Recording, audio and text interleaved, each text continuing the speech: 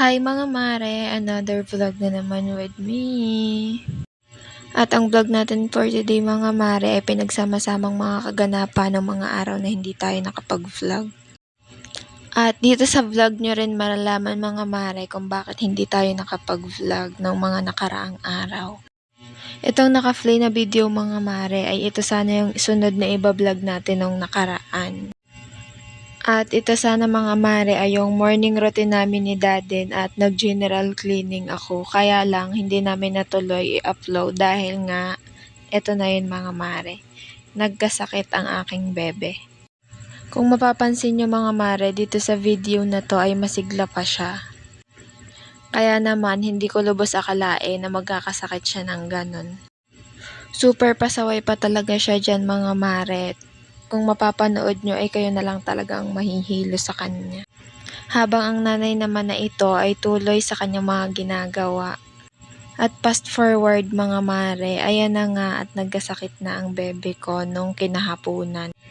Tapos ito din yung time na pumunta dito yung kapatid ko at saktong-sakto naman dahil may nakakatulong ako sa pag-aalaga kay bebe nung mga time na may sakit si Aiden.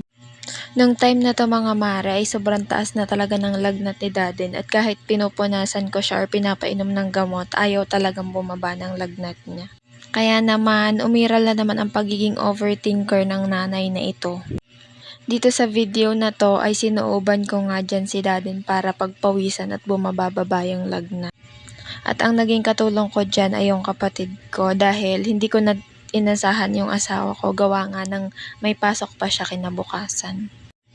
Pero every time naman na naririnig niya si Aiden na umiiyak, hindi din siya nakakatulog ng ayos. Bumabangon pa din talaga siya at tinutulungan ako.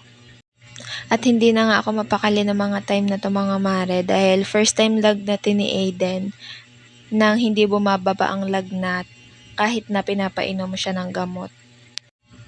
Kaya naman after 3 days at wala pang pagbabago kay Aiden, ay nag-decide na kami mag-asawa na dalhin na siya sa ospital.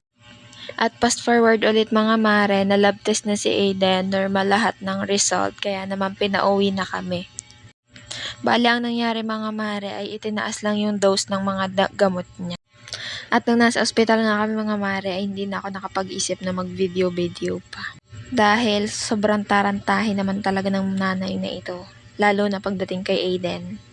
At fast forward ulit, hindi ulit ako nakapag-vlog ng mga sumunod pang mga araw dahil mas pinili ko na pukusan muna si Aiden hanggang sa gumaling siya. At ito yung time na pwede na akong gumawa-gawa ng mga gawaing bahay.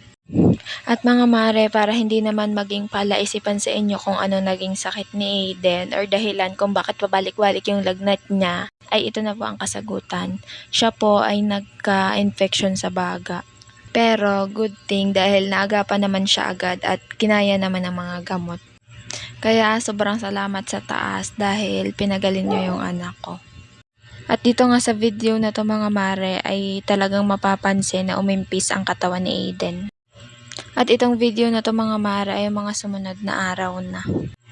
Nung medyo nakalaog-laog kami mga mare, nakapag-decide ang Diyosawa na palitan na ang sara na rin aming tindahan na walang laman. At isa rin sa mga dahilan ay para maiba naman yung vibes after magkasakit ni Aiden. At yan na yung naging result niya mga mare. At nung sumunod na araw naman, linggo, ipinasyal namin si Aiden sa Bulusan Park. Dito laang sa Calapan. At sobrang thank you Ama dahil kung mapapansin nyo dyan sa video na to ay sobrang sigla na ulit ng aming baby. Anyways, ang vlog na ito ay hanggang dito na lang ulit mga mare, hanggang sa susunod ulit. At syempre mga mare, huwag niyong kakalimutan ang pinaka-importante, ang mag-like at subscribe sa ating video. At mag-comment ka na din dyan sa baba para malaman namin kung hanggang saan nakakarating yung video namin. Thank you!